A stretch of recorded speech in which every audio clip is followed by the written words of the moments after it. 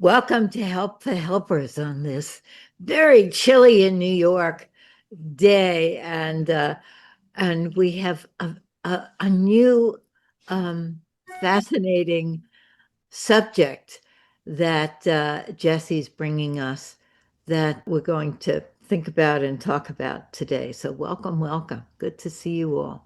Katerina, you're going to introduce Jesse. Jessé Neri has been teaching many of us about communications through various channels. And he's so uh, beautiful in a bird's eye view of who's here and how will we bring the words just in the way that can reach each person. So he has been an engineer for decades and teaching emergency radio, as well as how we can come together in projects. So over to you, Jesse. Thank you. Hey, hope you're able to catch this. I'm going to quickly share this. There it is. This is a part that is very welcome to edit out. Sure all these tools are out of the way. Okay, so there's our title card. And I just wanted to briefly go over how my spot's going to fill our time together. I'm going to talk about myself, give a tiny bit of background, demonstrate through with you guys together, a check-in round, do the meat of what Katerina suggested you guys would find valuable. Then short time for questions. Dorothy has a passage from one of my favorite authors to share. And then we'll model a checkout round together and then continue on with your normal session. So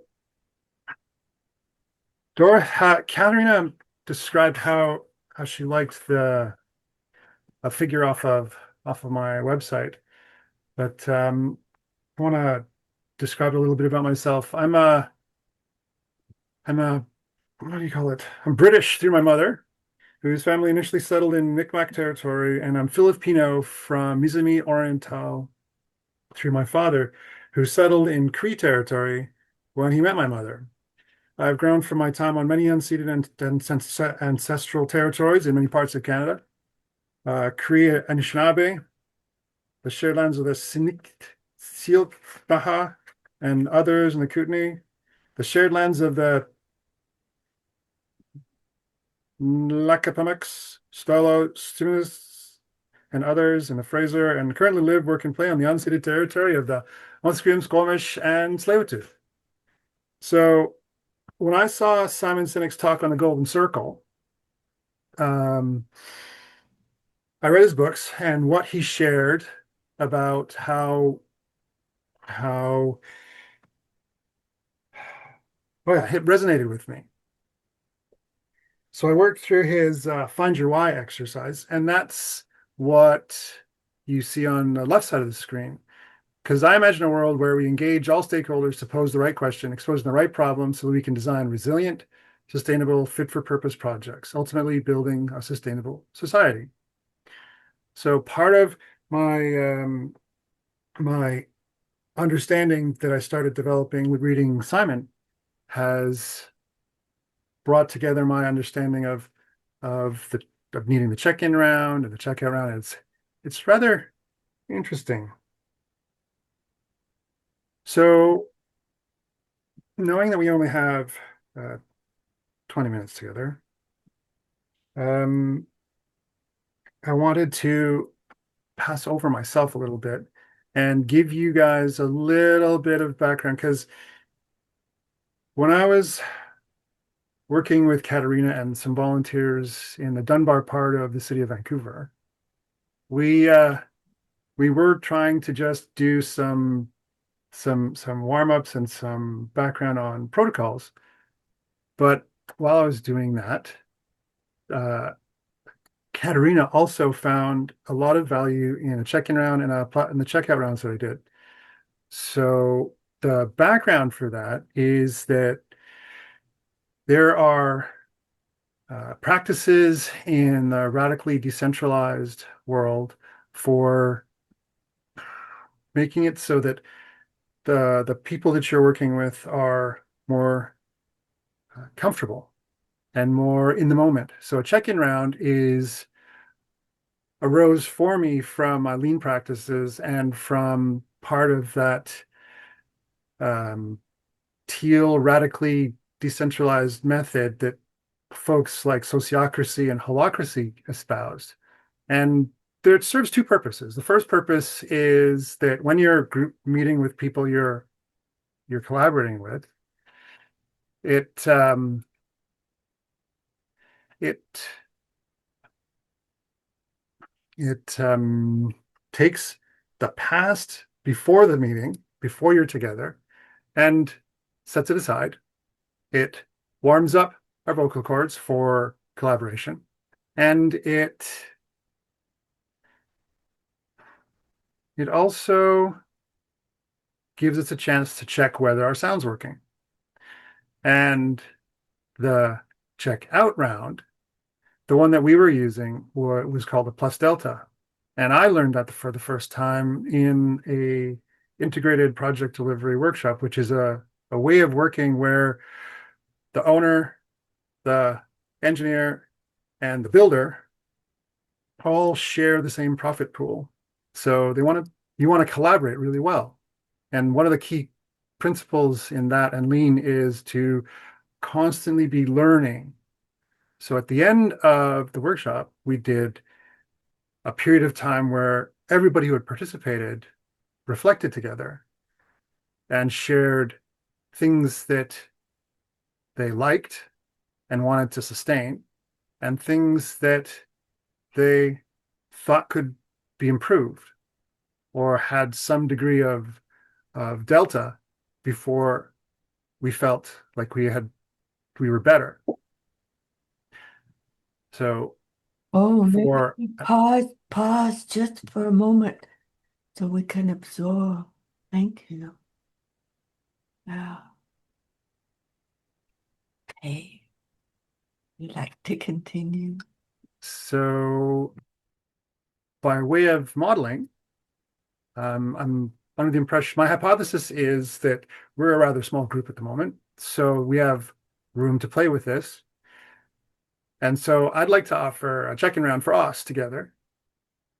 And it's what is something about your profession that you can't say openly, but you wish people knew? And I chose this question because when I was trying to improve my practice with my group, I learned about a fellow named Chad Littlefield who believes that when we're together, we should connect first, and then we should deliver content. So by way of an example, um, something about my profession that I can't say openly, but I wish people knew. Civil engineers have a lot of, as well as other signing engineers, have a lot of responsibility that we carry for decades after a project is finished.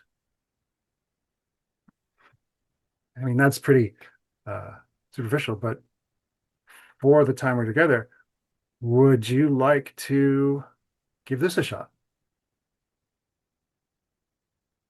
Should we take down the slide and talk together? It it could we could do this in one of two ways. One is I pause the sharing and we do a round of through the cameras. The other way can be done in the chat, depending on how quick we want to tackle it. Mhm. And if we pause the slide, we can all see each other. Nice to see everybody. I think maybe we should do it speaking rather than in the chat to really make connection. Super. So something about our profession that we wish people knew, but you can't say openly. Well, yeah. I think I'll start by saying I'm a psychotherapist, and psychotherapists heal themselves through and grow themselves through healing and growing other people, and we benefit as much as the clients do. Nice. And we can continue around. Yeah, anybody else?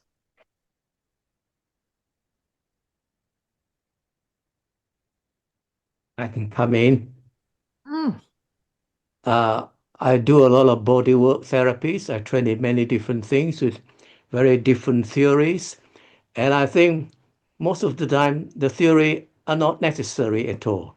It's the practical skills of how you listen with your hands and how you actually deal with your client. So a lot of theory are unnecessary. You. Oh, that's cool.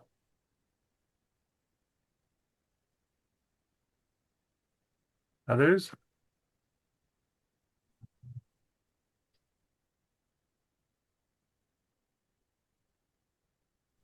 Um, another shot at other people who might want to speak, but Barbara wanted to say it.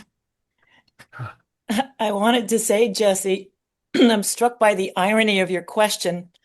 Here we are on a recording that will be made public, and we're not saying something openly that because what I would say about my previous profession cannot be recorded and put in the public domain, but the word whistleblower captures it all. Wow. true enough. I did pick one of the more daring options.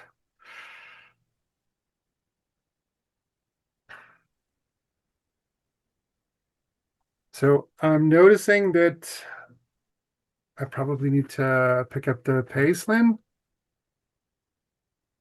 Mhm.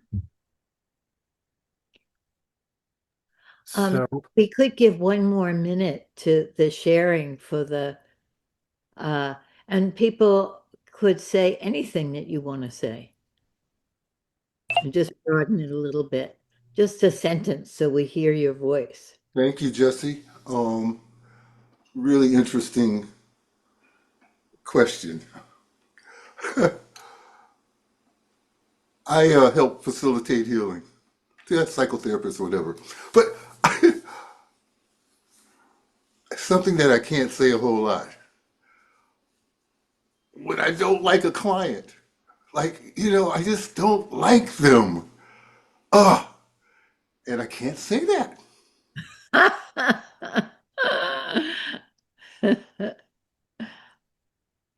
oh, that's awesome, Yatunde. So I noticed in the chat that I might have more time than I thought, but I do want to give you enough time later. Okay. So coming back into the share. I hope this works. Doesn't dump me off. Share. Perfect. So the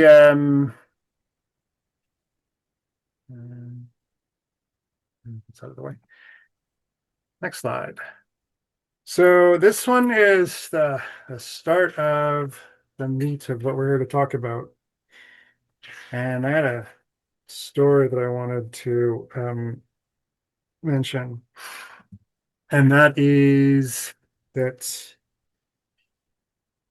I sort of touched on it when we started, and that's that I was helping Katerina to talk with a small group of volunteers who were not quite so deeply involved in radio and had different levels of experience with radio communications and who weren't sure if they wanted to get more involved in it in order to help a local community resilience organization to help their community become more together and resilient.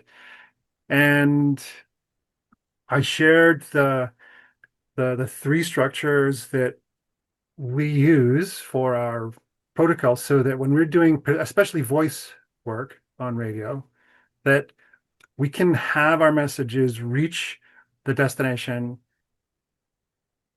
correctly worded. And when I was delivering that, I practiced the check-in round, I practiced the checkout round, and it feels like the three components of that, the brackets and the core practices could be valuable for the circle of you. So here we are.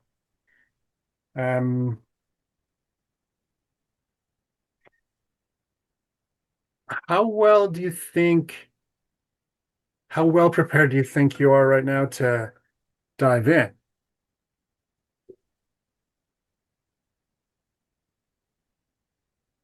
I'm not sure I know what diving in means, and maybe other people don't. So once once we've reached the point where we are prepared to go into detail, we'll start with this. So this is the first slide. So now the meat, the diving in our time of this time together is that when we're using our voices to send messages over radio, we're often confronted with varying degrees of interference, varying degrees of propagation, so that the transmissibility of what we're trying to say can be either very smooth, very quick, or convoluted and slow. So over the years, amateur radio operators have practiced voice protocols using three very important forms, three very important constraints that allow amateur radio operators from places like the Bahamas or Tacoma or Asia or Africa or Europe to send short worded messages and be able to have the literal content of that message arrive at the destination. So the primary model of this is what we call radiograms, which are an international way for amateur radio operators to send a telegram-like message as a public service for anybody in the world, barring certain international requirements for which countries are allowed to send between each other, for anyone in the world to have a message that they compose and they get to an amateur radio operator in their country to deliver it in another country. So the first of those constraints is that we maintain a specific set of procedure words, which are common with other types of radio, and they establish the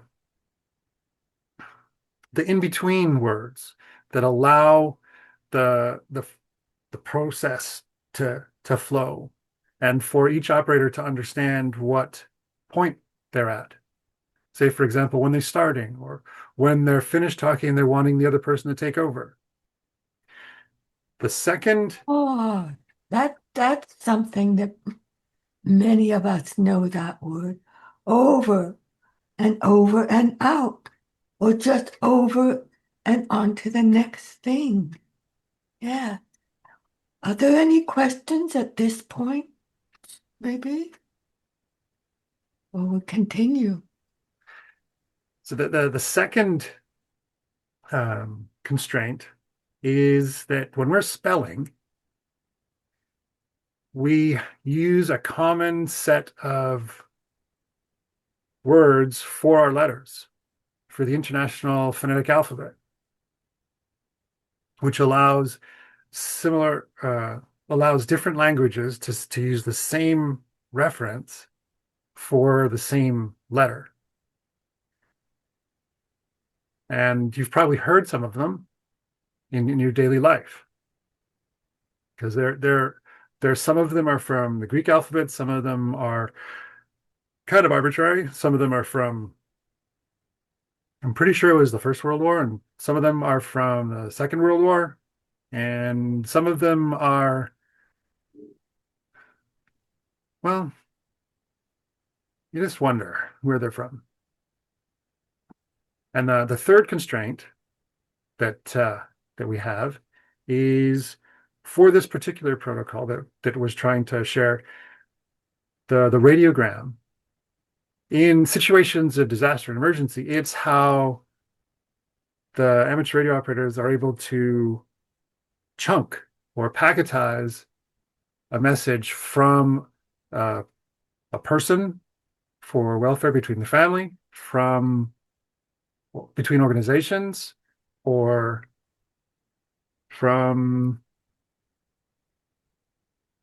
families back to someone. And that format is set up and then shared as you send. And it allows the source and the destination to have their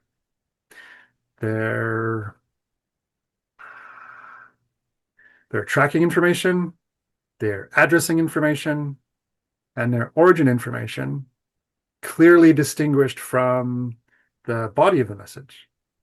And you've all practiced that with letters and emails, maybe facsimiles.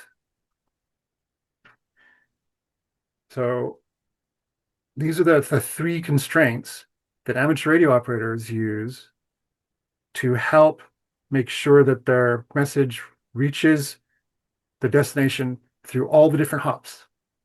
Say, for example, if we were to originate a message in Northwest United States and it needs to reach someone in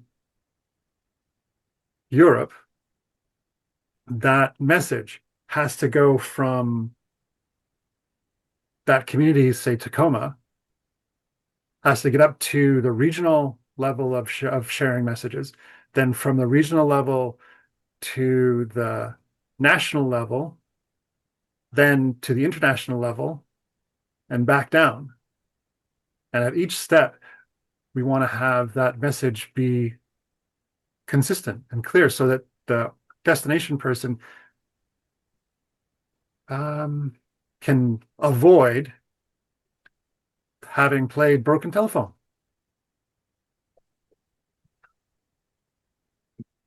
So on this screen, we were a little nervous that this might be too much words, because boy, is it a lot of words. However, this is an example of some of the types of procedure words that we use for the meta language around what we're trying to actually say. And they allow us the common terms.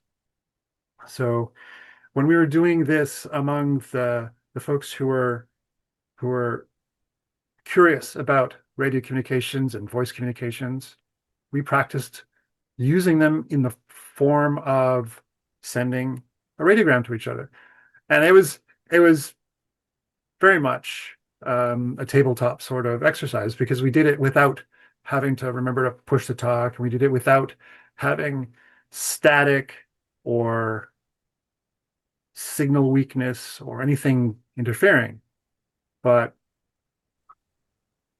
these words allowed us to indicate when we want to take a pause and let the other person ask questions, whether the next thing they're going to hear is a group of letters and numbers, whether it's numbers, because so many times you'll be able to send a message and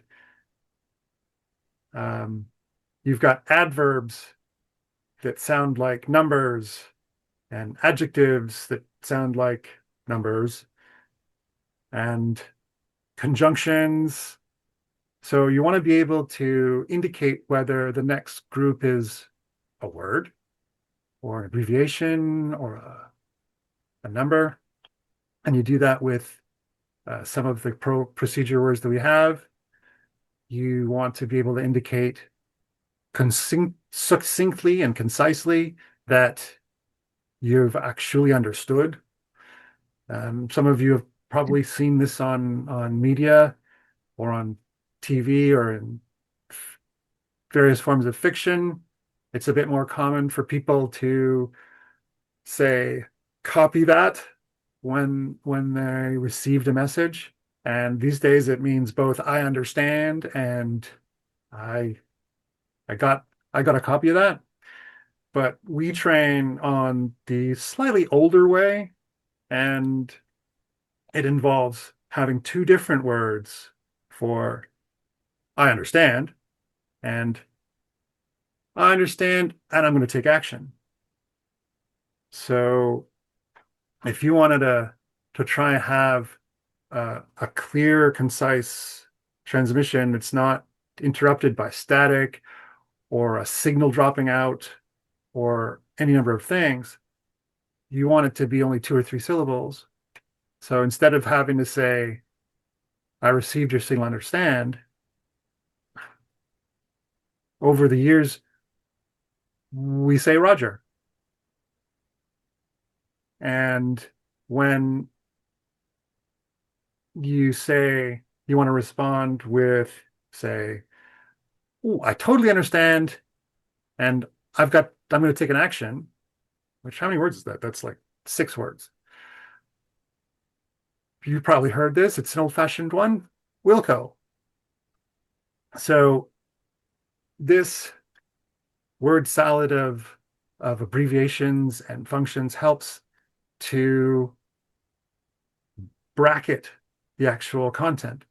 And you might use some industry specific phrases in your practices. Wow, let's try it out. Certainly. So we stop the screen share and practice this a bit. Certainly. What kind of practice would you like to do, Katerina? I'm not sure if the circle here is as grounded in it as we had been in our smaller group. Well, we can translate this into our own ways of speaking. And we have maybe 7 or more different languages here already, people from various parts of the world. And you showed us how we can make a bracket with the word you use. So we can prepare our listener, oh, I'm going to speak about this or in this manner. And oh, in a response, it can be an understanding or a step out into the world.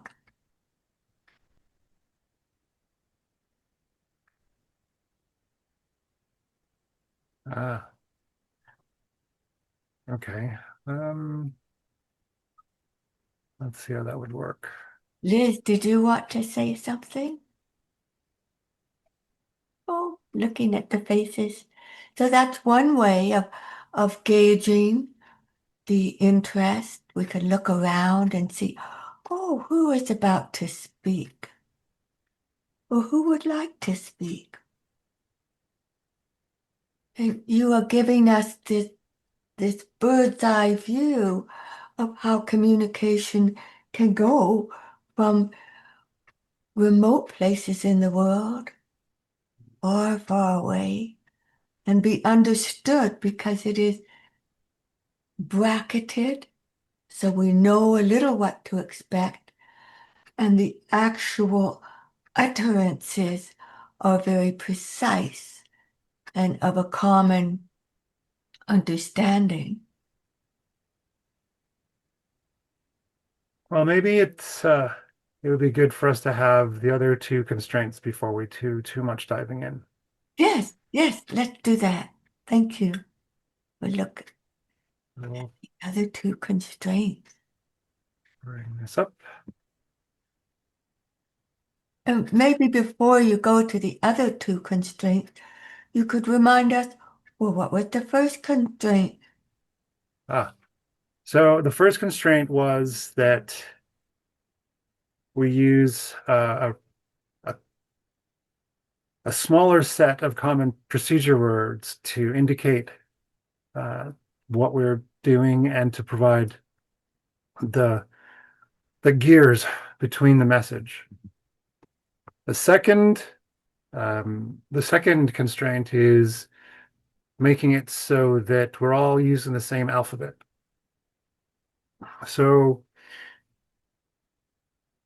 you've probably heard other types of spellings for letters. Like in English, we've got A, B, C, D. In French, we've got A, B, C. I can't remember what D is. It's been too long.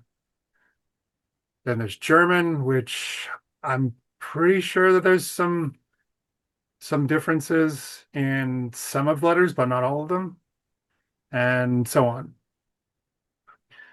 So in International Phonetic Alphabet, each one has a specific word with a specific pronunciation. So the emphasis is put on one of the 2 or 3 syllables more in a very regularized way. The most specific one that I can think of as an example is the letter P, because when I would say the word for letter P in an English way, I say it Papa. But in the formal method of using phonetic alphabet, the emphasis is on the second syllable. So it's pa. And to be well understood in radio, you're using the international pronunciation. And other examples, which aren't necessarily that commonly used in my practice, because with the radio frequencies we use, it's a rich audio environment. But other radio frequencies that you can use, like extreme long distance or HF, which is traditionally what you think of. It's the amateur radio that you saw on the movie Contact back in the 90s. It's the amateur radio that has us bouncing off the ionosphere. It involves a very large amount of static. You have the need to possibly say them this way. So the number 3, the formal method is tree. And the number 4 is fower. 5 is fiver. And 9 is niner, I think. No, 5 is fife. And I think you can see it on the screen here. Fife is not very often used these days. I don't think anybody plays it anymore. But the alphabet can be simply practiced. We practice it by looking at people's license plates, because many of us drive or are users of the street. So when we see a license plate, we think to ourselves what the letters are supposed to be, and then we just spell them out. So I'm split on whether to like sing the letters out, so I won't. But an interesting story in our context here in Vancouver, in British Columbia, some of the license plates have started to look like amateur radio call signs. I mean, our insurance companies offer our call signs on license plates as a perk for free without charge. But now, because of the sheer number of automobiles registered and vehicles registered, some of the regular license plates start off with the same 3 characters as a call sign. So it's funny, but call signs have a very specific international format. So license plates, once you get past the first 3 characters, it's nothing. So the third constraint is, I sort of went over it at the beginning, is the message format. And on screen, I'm showing you the blank form and a filled out form with some highlights. And a lot of us, when we're practicing, we don't use the form because you can replicate it on a keyboard in a text file or on a piece of paper once. You recall that the first row is the preamble, the second block is the address, kind of like a letter. Third block is the body, which is the subject. And the last block is the signature. Now, when you are composing a message for someone to put into a radiogram, the message itself, to help improve the transmissibility, how easy we can send it, we try to keep the message in 25 words. Excuse me. And we also try to make it regular by setting it up in 5-word lines. And these 2 constraints allow us to get the message in a nice tight package to send away. And it's that brevity that relies on the procedure words for some of its smoothness. The address and signature are to varying degrees of detail. You could have just the person's name and organization, or their name and organization and location, their position, a phone number. In our case, we don't use addresses because we're sending between known locations. But if you are sending an international radiogram, there's a format which allows you to define your actual mailing address, because the amateur on the other end would need to take the message to your friend, or they would need to phone them. So depending on which way you want it, you would include those in the address. And then the signature. Then we have a constraint here too, in that the breakout rooms begin in about 5 minutes or so, and we'd love to review the constraints Okay. and Noted. how they would apply to our communication. Okay. So in the signature, it's the same sort of thing. You don't necessarily have to include the whole thing, but if you want to have a response, or if you're asking the amateur radio operator to call you back and tell you that you managed to connect with the person and deliver it, you'd include those. And the header is just for operators. It includes what number the message was when the first operator sent it, what priority, and it includes a checksum where the originating operator counted how many words that the first message had, and that checksum is the way that we as operators remind each other whether the message is complete or whether we need to take a closer look. Wow, whether the message is complete or whether we take a closer look. Yes. For example, if On the screen you're seeing here, there's 100, and then there's a blue circle around a period. If we don't send those in the way that they're intended, we might end up with a checksum that is higher or lower. And our operators along the chain would say, wait a second, I have 15 words. What are you talking about? And then the person sending can go through what they received and say, oh, right, sorry, we fix it here. Mm. And to wrap us up,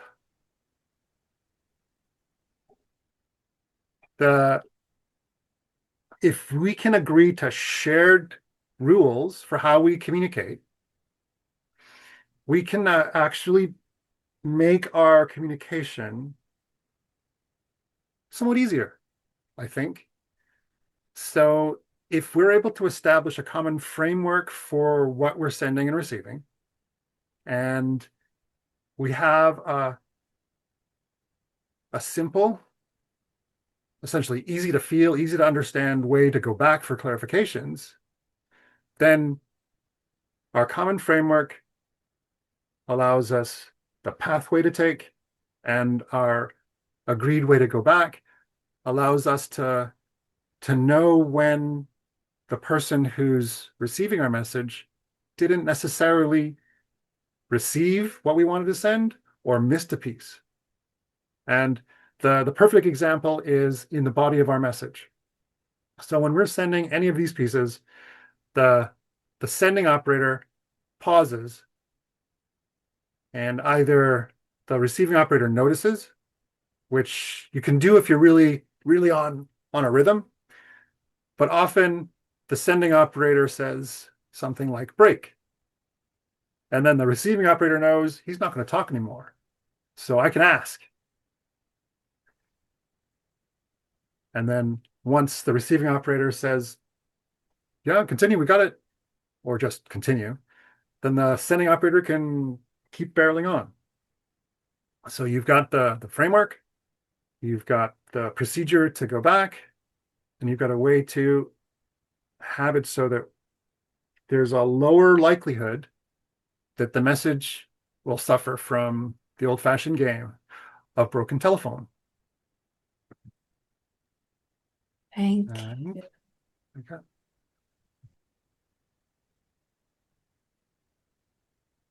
Right. Sorry, I got a small problem in where I was. So I thought for sure. Oh yeah, this is the one that's supposed to have the question slide. Where did it go? Ah, this is the one. Sorry. Lost it behind the Zoom panel.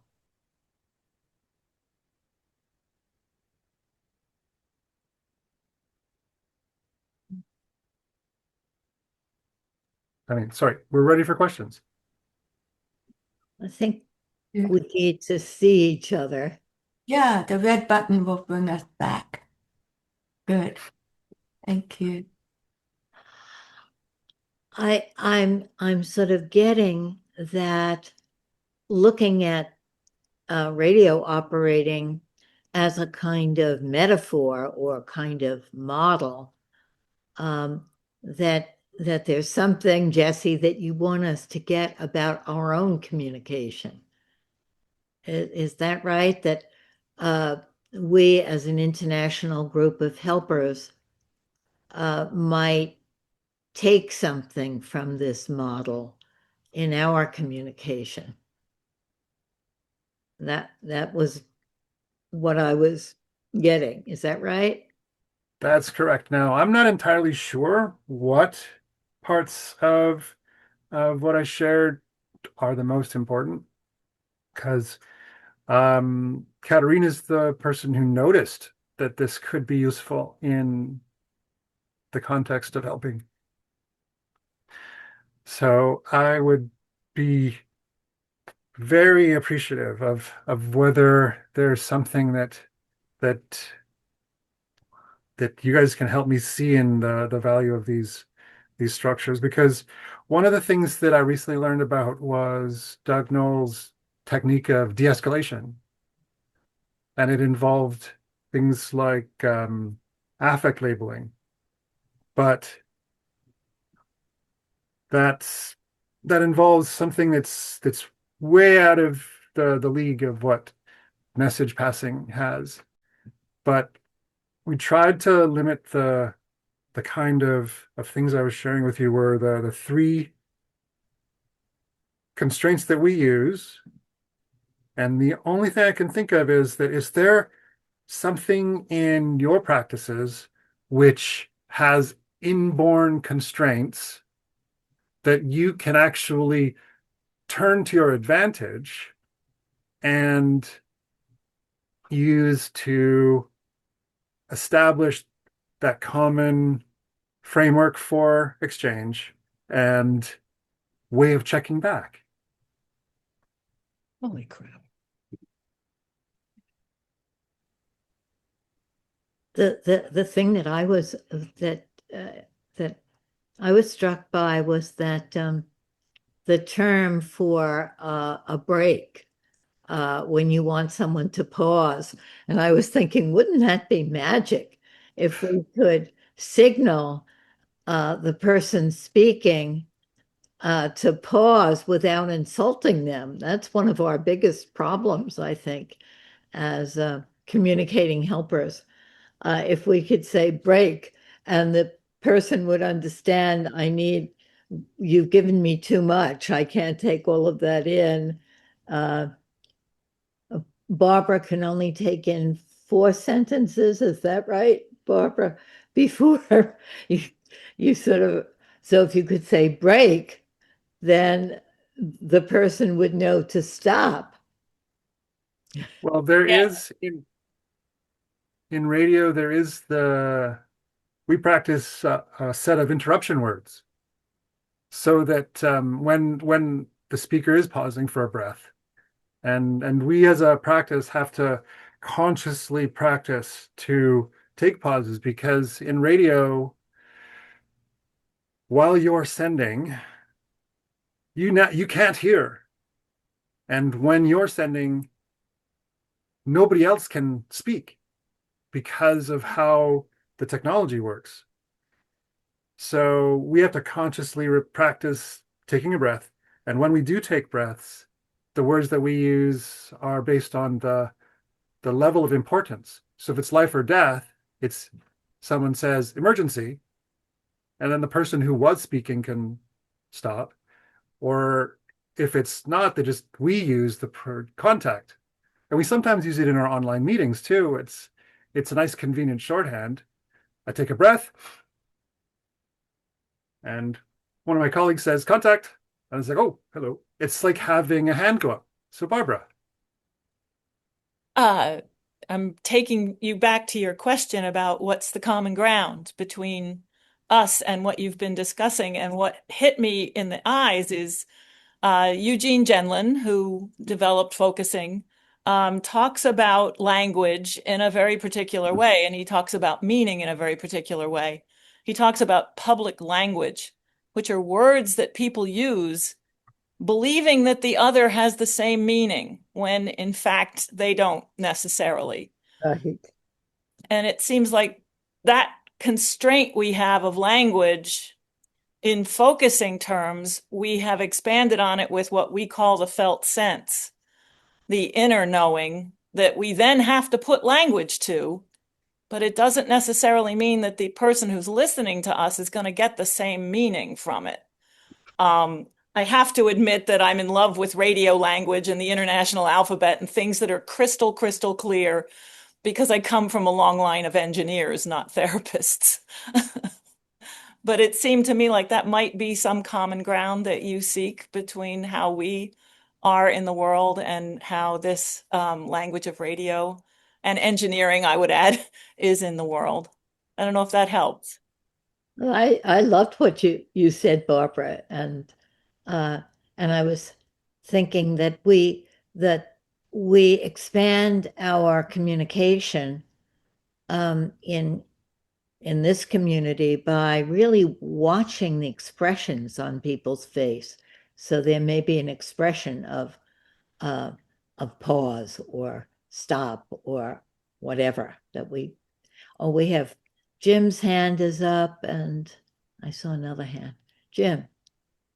Yes, I'm using the hand raising Zoom symbol to signal that I have something to say, uh, which Right. is not fully accepted everywhere. A lot of people want to raise their hand like this, and people don't notice. Also, some people don't notice the Zoom raised hand. In addition, under Zoom, you might want to make eye contact with somebody, but because of the position of your camera or other things like that, nobody can tell. And it might look like you're asleep or your eyes are shut. Well, actually, you're staring right at them. I, in fact, had a conversation with someone recently where the only way they would agree that I was making eye contact with them was when I was staring into my camera. And then they thought I was making eye contact, but I couldn't see them. I could only see the camera. Yeah, that's a very tough moment to be in.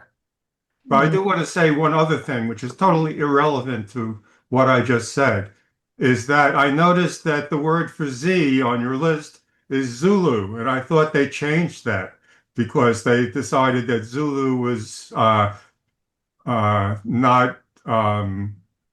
um, politically correct. I'd have to. We practice with Zulu, and it's the one that I'm familiar with. I should check that. That's a good ad. Also, I should mention that the internet itself has a lot of these same communication problems, and there are internet protocols for that reason. Uh, and I'm wondering to what extent the internet has taken over some of these techniques. I know, for example, there's not only there's error detection and then there's error correction, and you need much more redundancy to do error correction. And do we do error correction in radiograms at all, or only error detection? Thank you, Jim. We do correct. So in an exchange, the operators would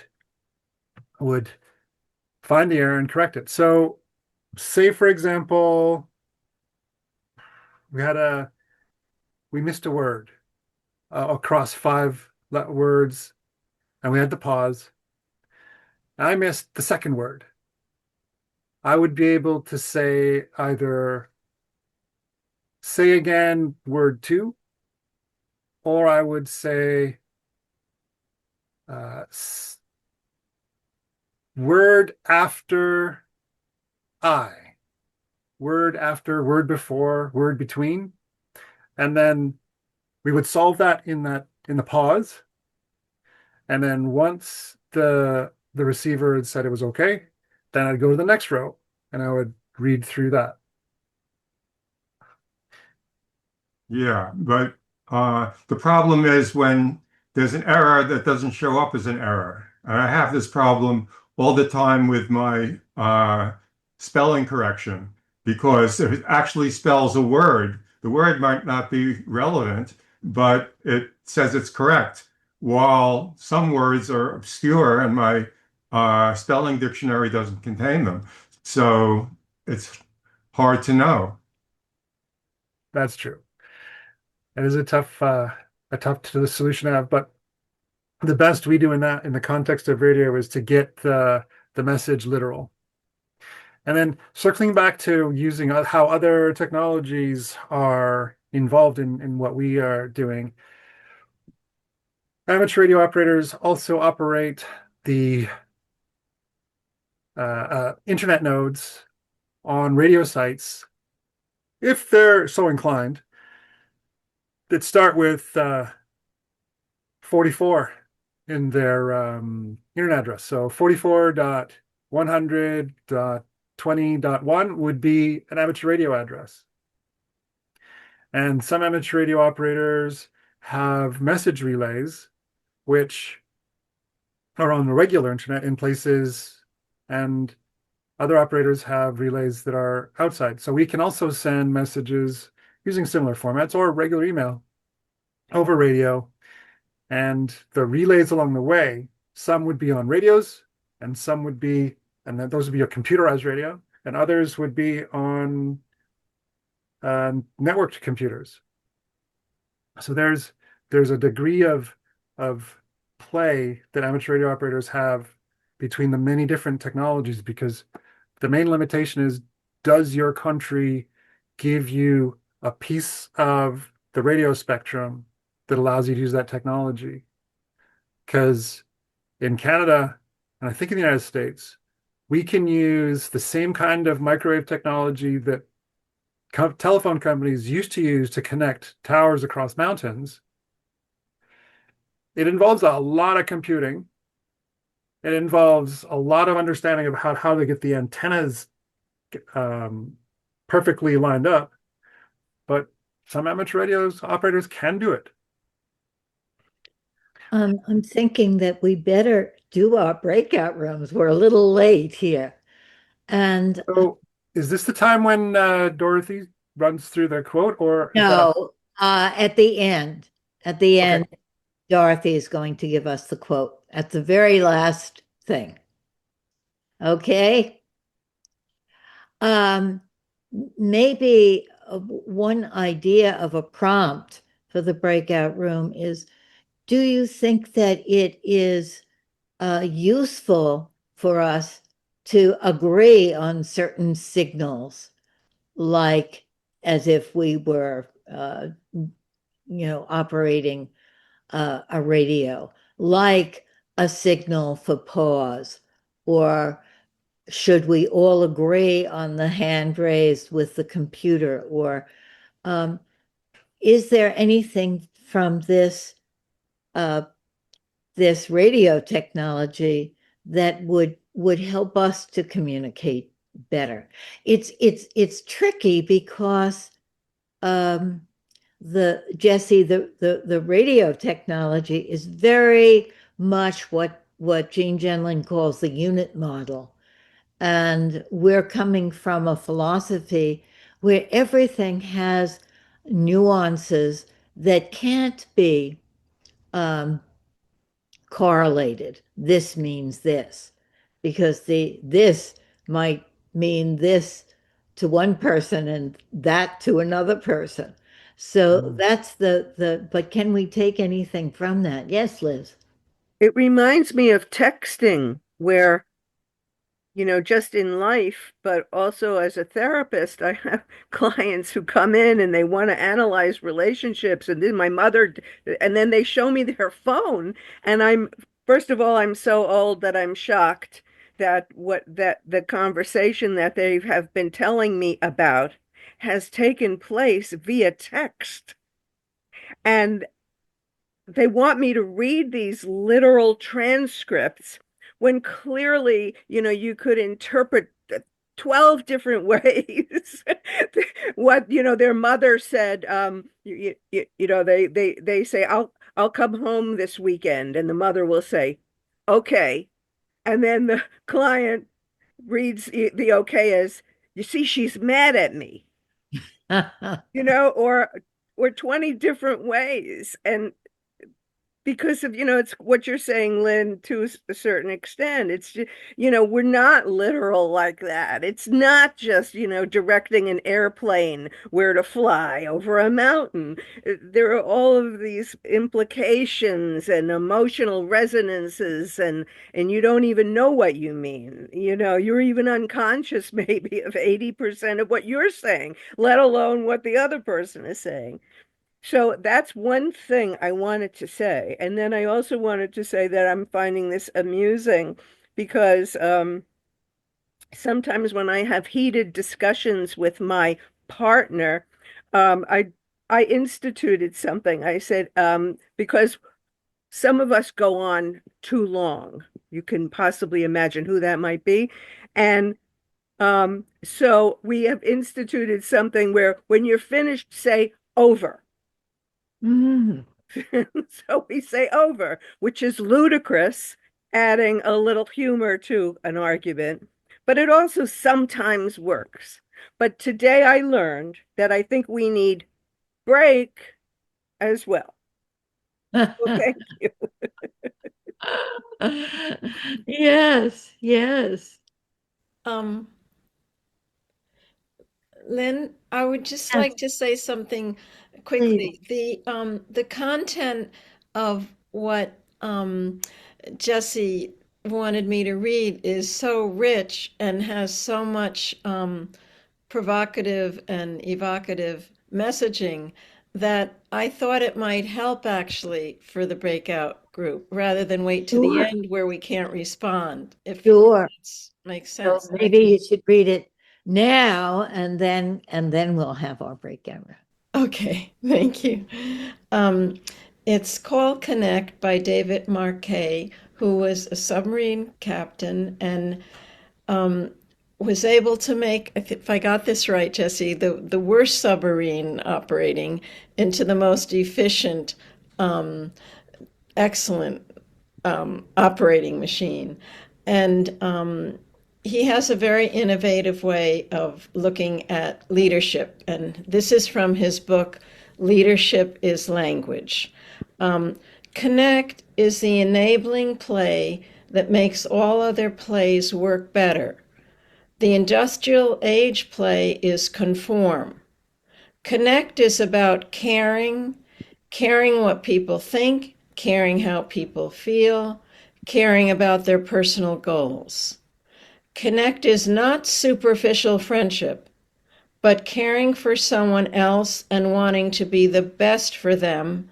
Connect is love. The key concept for connect is power gradient. Power gradient is how we feel hierarchy in human relationships. A steep power gradient means my boss seems much more important than me. Salary, office size, and accessibility are proxies for power gradient. We want a low and smooth power gradient. If the power gradient is too steep, it makes it hard for team members to speak truth to power. If the power gradient is flat, the team wastes time and energy understanding decision rights. Part of flattening the power gradient involves leaders demonstrating vulnerability and being able to admit they don't know. Trust is the result of practicing transparency over time. Trust means I believe you mean well. Whether or not you do well depends on many factors beyond just wanting to do well. Wow. Yeah, powerful. Yeah. It's very interesting, that part about completely flat, people are sort of wandering around, and there has to be this sort of gentle gradient. Um, And I think, Jessé, you said it was one of your favorite authors, and this book is one of your favorite books of his, Correct. if I heard you. Yeah. what's the name of the book? Leadership is language. Is that right? Correct. Leadership is language. Hmm, very interesting. Okay, I think that gives us a good evocative material to go into our breakout rooms, and I'll see you back at 9:35. And in the focusing, the meaning develops as it is spoken. So we listen. And one of our traditions is to maybe say back the last whole thing, not the 17 threads that led to it. That book I mentioned a little earlier by Doug Noel, he describes a couple of practices that are very similar. I mean, it's called, what does he call it? He calls it core message. I wonder, is that something that that you guys have Is that an author that you guys have learned from? Because I only learned about him really recently. What was the name? I didn't catch the name of the author in the book. Doug Knoll. I spell Kilo, November, Oscar, Lima, Lima. Knoll. Welcome back, everybody.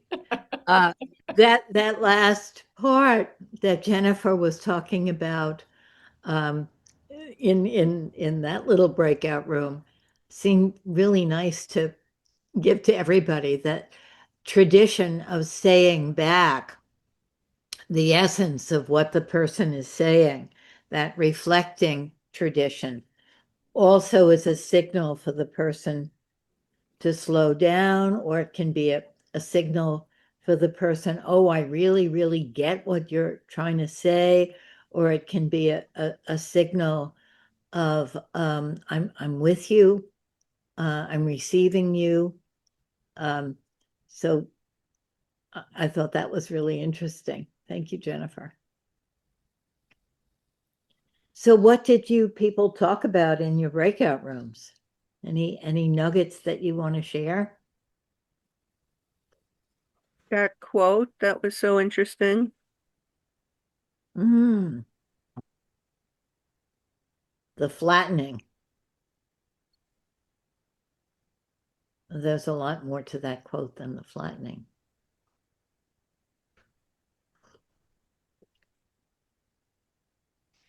Well, there was a little bit about with power differentials, and how that can be leveled out. And I made the point that people in power don't want to give any of it up, and you just have to have a revolution. Something like that. And you just throw the cards up and you come. Yeah.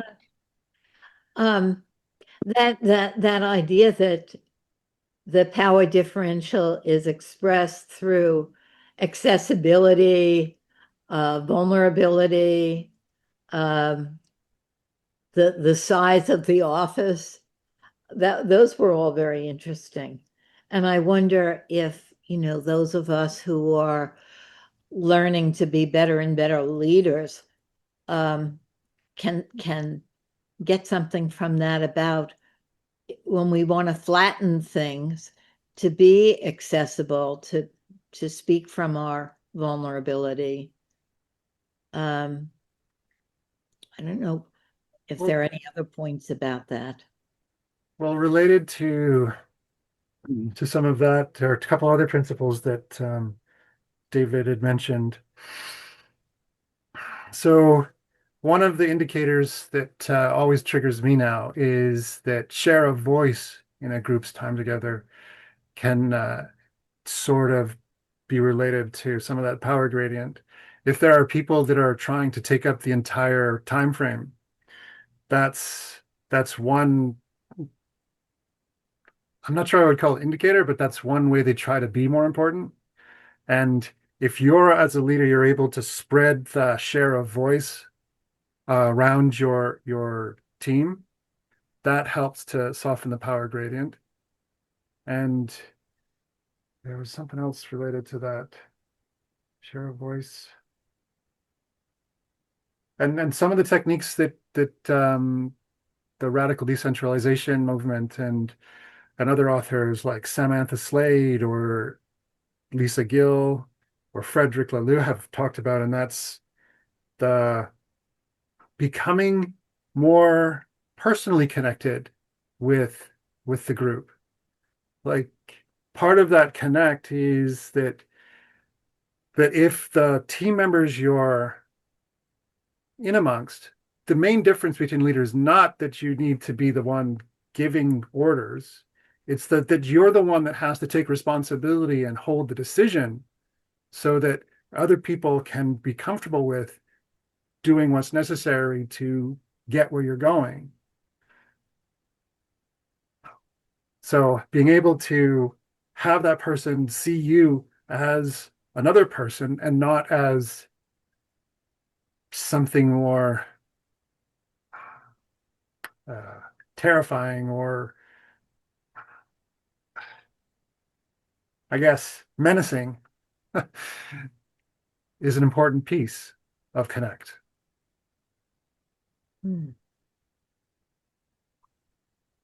So, not being familiar with how much time we have, I was wondering if we had time for a checkout. We have 2 more minutes. So maybe the checkout could be anybody saying anything that is there for them left unsaid. I want to say something. Can you hear me? Yeah. What I was struck by in this quote was a kind of grace, a kind of understanding that there's where confusion and error and things going wrong, where that can all be included and we can all kind of live with that and figure out how to move forward from there, as opposed to a machine to machine where it's very prescribed. And if you don't say it correctly, like the machine is kind of like autistic. If you don't say it correctly, it just spits back the error. But here it's all about like, hey, this is all kind of complex and murky and that's what I felt in this, like, and people are struggling and maybe people get activated and all this kind of stuff. And it's all kind of workable.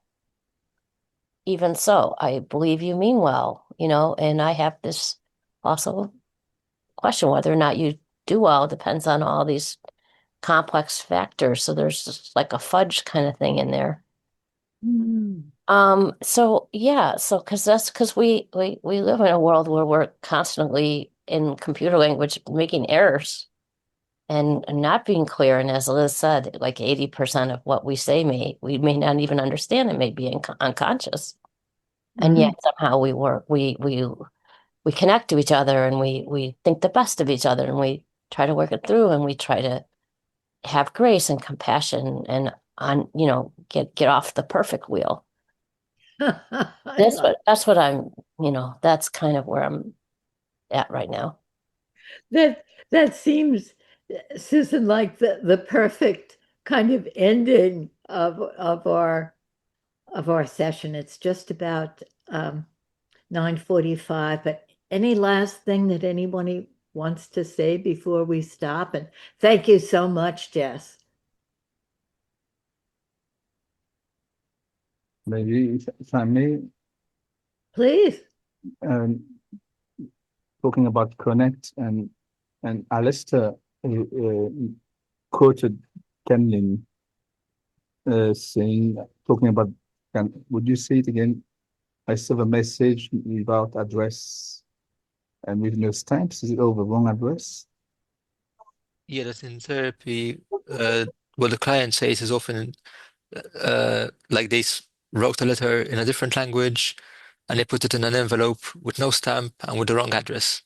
Yes. And the therapist has to find a way to get the message. Yes. And translate it. Yeah. Where is that quoted from? I was trying to look for that quote. It's a wonderful quote by Jean Genlin. Do you know, Alistair? No, I have to look it up. Well, if you find it, tell me because I couldn't find it.